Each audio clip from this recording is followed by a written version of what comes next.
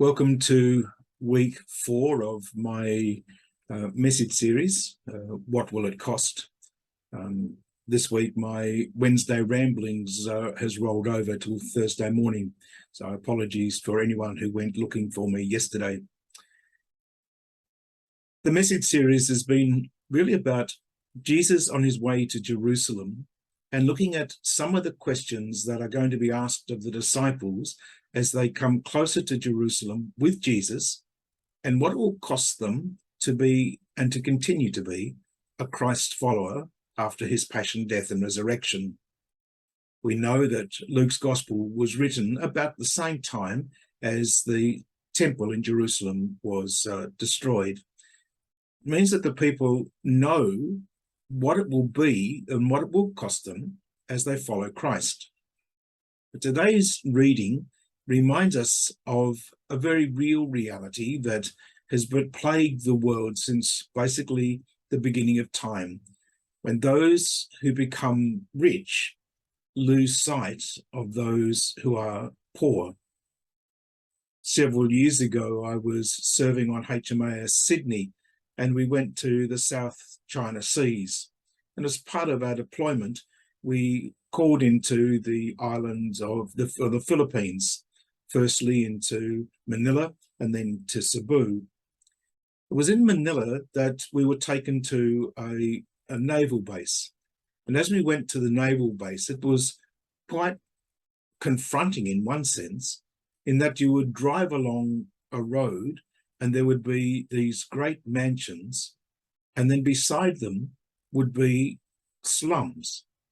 And then there'd be another mansion, and then there'd be slums. And it was just simply an awareness that the story that we heard in Luke's gospel, as we hear this weekend in Luke's gospel, is a very real reality. The rich man can walk past Lazarus sitting in the street day by day. And the question is, what actually do we see about it? What do we know about those who are around us?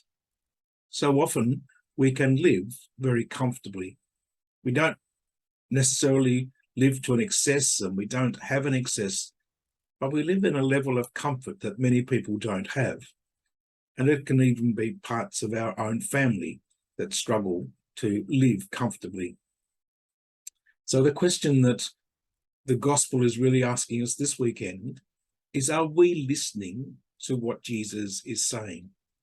Because in the end of this weekend's gospel, Jesus has the Father Abraham saying to the rich man, if they won't listen to the prophets, why will they listen to somebody who comes back from the dead? An obvious statement to the scribes and the Pharisees and all those who were rejecting him, that even after the resurrection, they're not going to change their mind. Jesus is challenging us to look now, because we know Jesus rose from the dead. We know that he has a message for our world today. We know that what he is saying to us is much more than simply, this is a lovely story or this is a challenging story. This is a story directed right at us.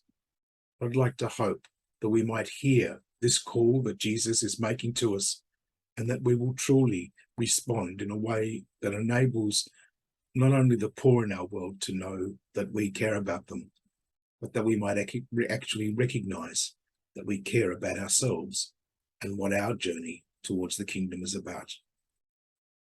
Enjoy your week. Look forward to seeing you next time on my Wednesday ramblings. Hopefully on the right day next week.